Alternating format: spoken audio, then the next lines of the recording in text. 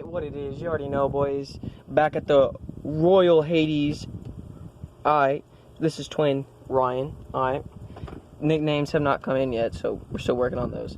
Alright, so this is the WinGun Sport 321, also known as, to some people, the TSD Full Metal M Mock, or model, whatever you want to say it, 1911 Full Metal magazine inside the gun. Now, I did already open the box to test it out a little bit, get a little rundown before I gave my honest opinion about it, just out of the gate before I actually go play with it. Instruction manual. This specific, they gave me a, little personal note saying, look, we've tested the gun, it's, what it needs to be, little operator's manual, stuff like that. Extra stuff you need to know about the components, the parts, just in case, you want to upgrade something along the way. It tells you good habits and bad habits of how to point the gun, stuff like that. It shows you all the parts, what the manufacturer's sizes are, and stuff like that. Alright, back to the gun itself. Okay, so in this product, or gun, whatever you want to call it, or airsoft pistol, if you don't like calling it a gun, or if you're just one of those people. Okay, so this is not like something I would specifically say to take it to like a CQB, or like you could take it to a CQB, but like this is something I wouldn't take to like a realistic, like a milsim or something, because there's nothing realistic about it. It's just literally a hunk of metal with nothing else there. Like the trigger doesn't work, the hammer doesn't work, the trigger of course works, the locking mechanism for the slide lock does not work, the pin thing doesn't work. You cannot put tracer rounds in it due to the fact that it doesn't have inner or outer threadings. I took off the plastic orange tip to notify that. It does have an Allen key for the mental. I'm not going to do a dismantle for this. I don't want to fuck it up. Sorry for the language. Alright, so in this, it's a normal CO2. You normally where your mag release is, it actually is not a mag release. The Full Metal does not offer a mag. As you see, it takes a single stick mag. If it wasn't the Full Metal, there's another that's plastic with a couple metal parts that if you did hit this, the mag would pop out at the bottom, but it doesn't. As you see right here on this side, on the left side is a Shi2 cartridge. It does not take an Allen key to screw in. It takes a little flat piece that you screw in that's springed to the bottom here so you don't mess up your case. Here, let me show you. Alright. It's springed down. Like, it's hard for me to get up one-handed. Like, it springs itself down, so that way it stays down and it's not breaking your gun, or if you drop it, you're not going to break the thing that holds the CO2. Alright, now for the complicated / fun side. Alright, so if you see here, your safety isn't normal. It's already on safe when you push forward. From back, it's hard as crap to push, honestly. I push it one-handed because I'm dominant right-handed. Alright, so let's get back to it. So you pull back. It's kind of hard for me, if you think about it, for someone who's trying to do this really quickly. That's kind of a hard button to push down and over. It's springed, if you can't tell. You can see it. I'm pushing down. I'm not sliding. It's already full slid. I'm pushing down. Best way to watch the dimple. It springs and then slides. It's kind of weird to get used to, but it is what it is. Alright, for the mag, it's inside the gun right here, which is kind of, I guess it's kind of good if you're a person who loses mags a lot, but the fact that it's right here is kind of inconvenient. I wish it was on the other side, because I'm right-handed, so it's easier for me to push where you would think a mag would be coming out to be a clip right here, and the CO2 on the other side, which would make more sense for a right-handed person. To me personally, this is more of a left-handed person gun, per se, I guess, to me. What I do like is that when you're out of ammo, it does show you right here. And the other part I like is that they flare on the handle. I have big hands, so they flare out right here, so that way you're not cutting in, it's smooth.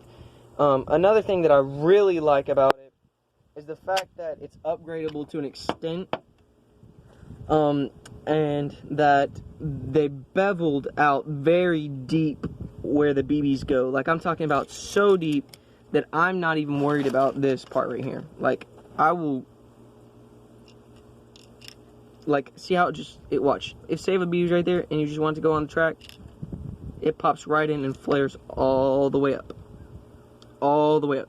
I'm just loading 2 for the shot video real quick, and then next video I'll do a shot video because this is a 5-minute video. When you screw this in, it makes a very slight noise, not like most people who say it's gonna make a forever noise. It's like a if you ever play paintball, it's like you're sealing your canister if you have like one of the expensive ones, like I have. When you go to lock it in before you to activate the compressed air, it makes a nice little noise and then clears off. I tighten it very little afterwards. I wouldn't go much more than that. There's an O-ring in there that you can break. If you do spray paint this, I do. Dang it. Okay. So another cool thing about this gun, which I didn't do it because I didn't do it right. So when you push this back in, the spring on the bottom here for the mag well will push up. So say the BBs are down. Damn it. All right. Look, I'm right-handed, so look, we're gonna do this right-handed. And the BBs are up. Not going anywhere. And what I like about this gun, it's solid metal. The only thing plastic is this. Everything else is metal. Everything else. Spring, the little pin inside for the mag, everything. Everything is metal except this, which is I'm okay with. Because me, if I drop this right now, drop it, I can still pick it up and get a couple rounds off of it. And you didn't see that because, you know, I wasn't paying attention. But I can get a couple rounds off. Now, let's get to pros and cons. Other than reviewing it. Con, this right here. This stippled plastic grip with it is really my only con. Other than it's hot out the gate. I will tell you that. It is very hot out the gate. Out the gate, fresh CO2 cartridge with 0.2 gram BBs, rounds 450 FPS. Could be higher, could be lower, but usually it's right in there, which is kind of hot. That's very hot, especially for people who play CQB and stuff like that. Minimum med, minimum engagement distance of nothing or 10 feet or something like that. That's really hot. So if you do get this gun, I recommend purging the gas. When you put in a fresh CO2 cartridge, I know this sucks for most people. Dry fire with no BBs in it. I know that sucks, but that is an option. There's also another option. You can grab higher BBs if and only if if the place you play airsoft offers you to use other heavier BBs. The fact that you're using heavier BBs, the area of surface is a lot harder and impactful because they're bigger. More surface area to hit you with. It hurts a little bit more. But it also doesn't hurt with this weapon because you're lowering the FPS. Which is, you know, something you gotta tell them. It does have one slit for a rail. You could, if you wanted to, put a rail. Best for me, if you're playing a CQB indoor or an outdoor field, flashlight. Reason why I say that, you won't see a laser sight, and if you do see a laser sight in an indoor field, you will get pinpointed out. 100%. Reason why I say use a flashlight, use one that has the wiring to it, so you can put it mounted up here, is so that you can blind them using the flashlights, the flashing lights for it.